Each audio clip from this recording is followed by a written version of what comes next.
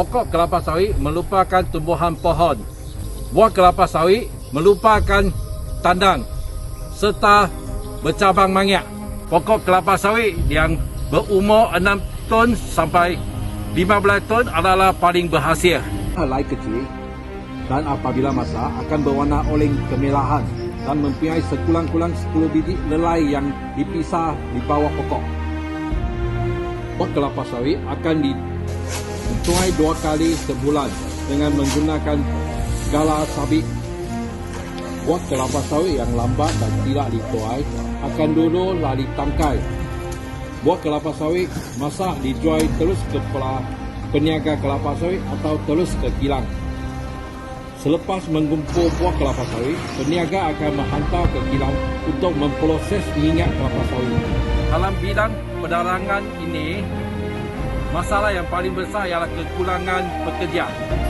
Kebanyakan dagang kelapa sawit hasil ada, tetapi kekurangan pekerja untuk memotong buah. Bukan sahaja kerja menuai, pekerja juga diperlu untuk kerja membajak, potong daun, melacun dan mengangkut tandang buah kelapa sawit ke kilang. Malaysia merupakan pengekspor minyak kelapa sawit kedua besar di dunia. Dan inilah hasil daripada titik peluk yang semua yang terlibat. Syarikat Kelapa Sawit MPOP iaitu Malaysian Palm Oil Board atau dikenali sebagai Lembaga Minyak Sawit Malaysia merupakan badan yang berperanan untuk merancang, menyelidik, membangunkan dan mempromosikan industri minyak sawit dan kelapa sawit di Malaysia.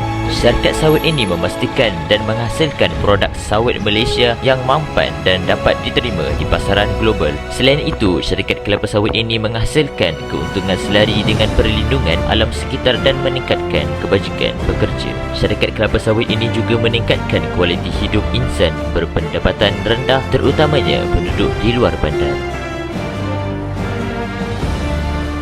Sawit membasmi kemiskinan penduduk luar bandar. Penglibatan penduduk luar bandar dalam sektor kelapa sawit merupakan sebab mereka dapat meneruskan kehidupan mereka dengan baik. Selain itu, pengekspor minyak sawit penting kepada ekonomi negara Malaysia kerana ia adalah penjana ekonomi negara ataupun tunggak kepada ekonomi Malaysia. Seterusnya, sawit itu penting adalah kerana ia membekalkan sumber makanan dan tenaga kepada populasi global yang semakin meningkat. Di samping itu, pokok kelapa sawit dapat menghasilkan minyak tumbuhan yang mempunyai potensi sebagai minyak petrol dan lain-lain. Terdapat banyak penghasilan daripada kelapa sawit ini, antaranya ia dapat mewujudkan resepi dalam makanan seperti kek atau aiskrim. Sabun mandi dan syampu rambut juga dapat dihasilkan daripada pati kelapa sawit tersebut. Produk-produk kosmetik juga dapat dihasilkan. Minyak masak daripada kelapa sawit juga menjadi pasaran tinggi kerana ia mempunyai banyak kelebihan seperti memiliki kadar kolesterol yang baik atau lebih sihat digunakan. Ia juga mempunyai vitamin A dan E dan tidak mengandungi lemak trans yang menyebabkan risiko penyakit jantung. Produk lain seperti margarine, cat dan dakwat, terbuk santan dan lilin juga dapat dipasarkan.